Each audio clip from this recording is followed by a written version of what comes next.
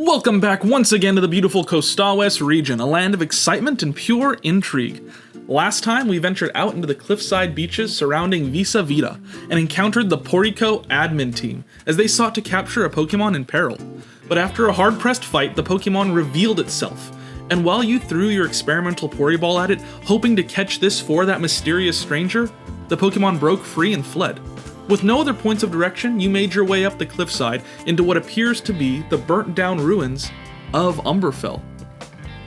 I'm the Thesterninator, but my friends call me Stern. Welcome to the channel and our in-depth look at the Kostawes region, as well as its rapidly unfolding mystery. As you make your way through the smoke-filled town, there aren't very many people on the street, a stark contrast to the bustling boardwalks of Visa Vida. In fact, as you survey— Stop right there! This is a designated fire zone, and we're not done clearing out the trapped Pokemon yet. A gym battle?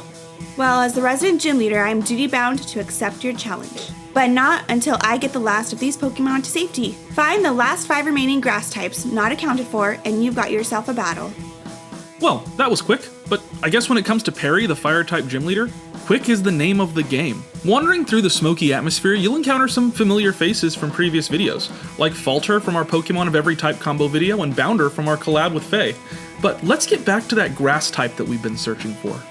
For this design, there were a couple different areas that I wanted to go. I started kind of thinking more complex on like this background and lore of a creature that could exist in this area, but thought, we already have a cryptid type in this area with our Pokemon from Faye, so I decided to actually look a little bit deeper into the lore of the region as it existed way back when on my Instagram, when I was just posting, daily all that stuff, what I was coming up with, and went with a Pokemon that's very old. I think this is probably one of the first concepts that I had on my Instagram, and I really liked it. It's something that's really stuck around and I've continued to play with, and I actually went into this thinking I want to redesign this completely, so I knew the inspiration, I knew the thought, but I didn't look back at what that design looked like. I didn't want to just recreate that same design, so I did something a little bit different. The whole premise of this Pokemon is that it's based around a couple different things. It's based around aloe vera plants, which are used to soothe burns, as well as being based around a pangolin. Those two things don't have a ton in common. But I thought, we didn't have, at the time, a fire grass type, and we also didn't have really a pangolin Pokemon. I guess you could say Sandslash or Sandshrew, but I wanted to capture both of those things. Aloe vera plants are fun because, I say fun, they're not fun. They're interesting because as they grow, they'll actually drop seedlings around them, so you'll end up with this big bushel of aloe vera plants, which are great if you live in an area where burns are a common occurrence and you need that type of natural medicine, but living in the suburbs, it's very quickly something that you end up digging out a ton. So this Pokemon holds a very special place in my heart as being a representative of a nuisance that I have to deal with often, but also in this fiery area is a very useful Pokemon. If it's based on aloe vera, I picture its leaves being able to soothe burns really well, despite it being a grass type. You can see very clearly why Perry wants to protect this Pokemon, as well as all the other Pokemon of the area, but this one has a very special place in the heart of those who live in Umberfell. So this is Paraprat, the seedling Pokemon. It's a pure grass type, and for the shiny, I want that purplish color that some aloe vera plants end up getting. They'll be blue or purplish as they go, and this one was just a ton of fun. It was one that I really enjoyed working on. And once all of the Paraprat have been caught and accounted for, you're able to move on. Good work, kid. These little Paraprats are the grass starters for a nearby region. They'll be safer there for sure. I hear a Porrico experiment was what caused this whole mess in the first place. This time it's Perry's turn to be interrupted, as a huge Pokemon bursts from the brush ready for battle. This whole area of our story ended up being this really fun experiment where I got to go back and revisit a lot of my older designs, and this was, again, one of my favorites. And I don't know if it's just because I ended up purposefully bunching all of these together, or if it was mere happenstance, but regardless, I'm really glad that it worked out, because this was a Pokemon that I always envisioned for this type of area. It is a big, burly black bear.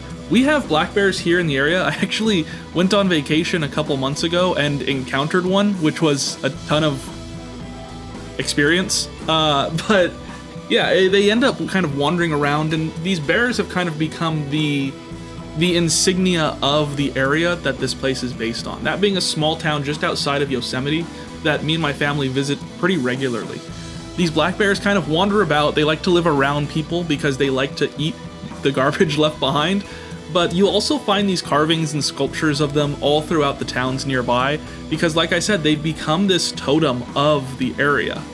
While our Smokey the Bear, who's a reference to keeping the forests clean and fire-free, is a grizzly bear, these guys have really kind of taken over that role of being the mandated spokesbears for making sure that everything is as it should be out in the forests around Yosemite. And if you ever visit Yosemite, odds are you'll encounter one. It's not scary. It's, as long as you know what you're doing, it's not scary. I'll say that. So for this design, I wanted to make a literal smoky bear. Its whole body is this giant flume of smoke, which makes it so that as it moves through these fiery areas, it's almost invisible, which can be terrifying, because I picture this very much like the Gyarados of the region, that Pokemon that you are just terrified to run into. I think about the anime where they always have something like that, whether it be Gyarados or Beware, and they always have something that's like, we don't want to run into this Pokemon. This is the end-all be-all. We need to change direction and move course immediately. Kind of what propels the story forward in a lot of those takes in the story of the anime. And I very, very, very much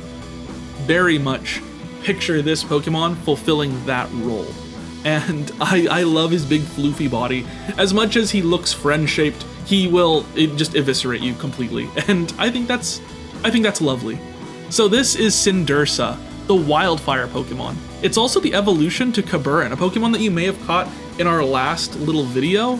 As I said, it was kind of wandering around the area outside of Visa Vita.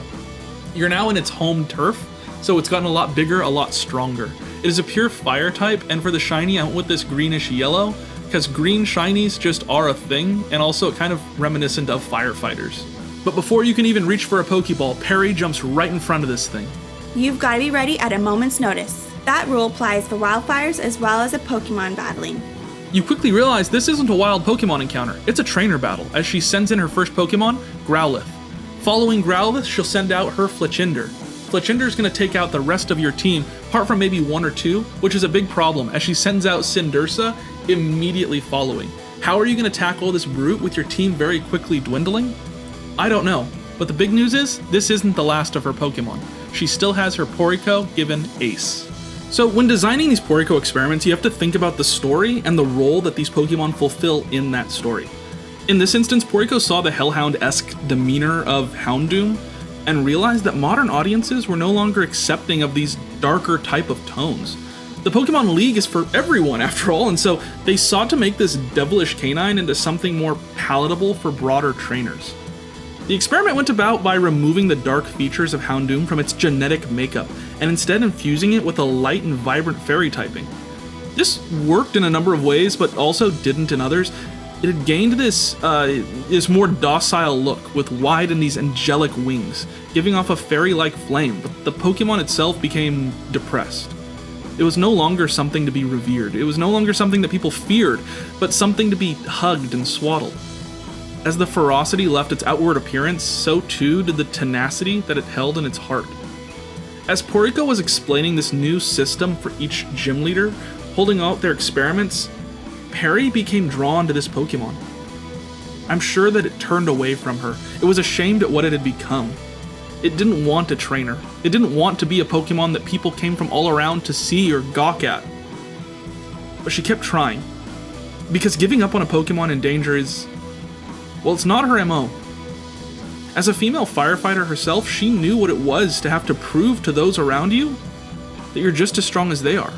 Not just once, but every day. To have an outward appearance that meant that she would have to prove the fire in her heart. She knew that the best way to fight fire, especially the fire made by all those who put her down, was to create a fire of her own. Fighting fire with fire. And so she and this ace Pokemon work now to ensure that everyone around them can see how brightly their passion burns and use what others call weaknesses as strengths beyond even what they can muster. This Pokemon's design was inspired by those type of thoughts, by those type of energy, and I think that it's a big parody of what Pokemon kind of has become over the years. I feel like at once we did have Pokemon like Houndoom that were just cool, just straight up cool. We had Pokemon that looked at different aspects of belief, different aspects of the world, and played on them. And then in modern takes, we have Pokemon that are much more, like I said, palatable to broader audiences.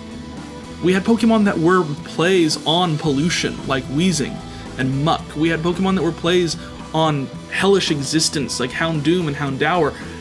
But over time, as Pokemon has evolved to become the broad and huge and big, ever-expanding franchise that it is, marketing has to change. Pokemon have to become a little bit more comfortable. I mean, I was surprised when we had a Pokemon based off of a skeleton dog in the last generation. And I think about how Wheezing and Coughing could not be named New York and LA because it would be just a little bit too harsh on the world. But I think that's kind of the point of Pokemon, the point of art as a whole, to challenge thought, to make people think and say, wow, maybe this isn't what I initially thought it was going to be. And I think that this Pokemon really fulfills that role. This is Houndour, the Forgiven Pokemon. It's a fire fairy type. For the shiny, I'm with a blue, kind of to match the original Houndoom color scheme for shiny, but also to still give off that fairy-esque type of look. With all of her Pokemon defeated, Perry congratulates you, bowing not only to your prowess as a trainer, but to your prowess in being able to save the forest. With a humble heart, Perry congratulates you and gives you your third gym badge, the Rescue Badge. But your pathway isn't exactly clear. Luckily, she loans you Cindursa so that you can clear out some of the rapid brush that's kind of been dropped due to these wildfires, and maybe Cindursa even has an ability that allows it to absorb the fire around it. I'm curious what you guys think about that, so look back on the video at the Pokemon that we've looked at today, and let me know what abilities you think they should have. You guys are always so much better at that than I am, and I'm always so eager to see what you say in the comments about it. You can also join us on the Discord where we talk about this stuff all the time, and we have all sorts of theories on what exactly Porrico is doing in the region. But as you continue to move this brush about, unknown of what your next venture is going to be, you come across this cave. Maybe this cave is what will take you to the next area. Who knows? It's a mystery. Even Perry will tell you she doesn't remember that cave even being there. And she definitely doesn't hear the growling coming from what's inside. But you do. Something odd is happening here. And maybe it's the next leg of your venture. Who knows? If you want to see the full process video for drawing Perry, you can find that over on my Patreon later this week. I'm going to be dropping that exclusively there. You can also go there to find our poll, which is dropped right now for what our Wednesday video is going to be. And that poll is 100% free to you all as viewers. Head on over there so we can find out what we're going to do for our Wednesday video. I'm super excited to hear about it, and it sounds like you know where to find me. Before we go, I want to give a shout out to all of our supporters, specifically Teacup Cryptid, who is our master trainer over on the Patreon. You guys are what make these videos possible, and I wouldn't be able to do it without you. So I can't say thank you enough, but here's one. It's thank you. Thank you. I guess that was 3. All right, I'll see you in the next one. Bye.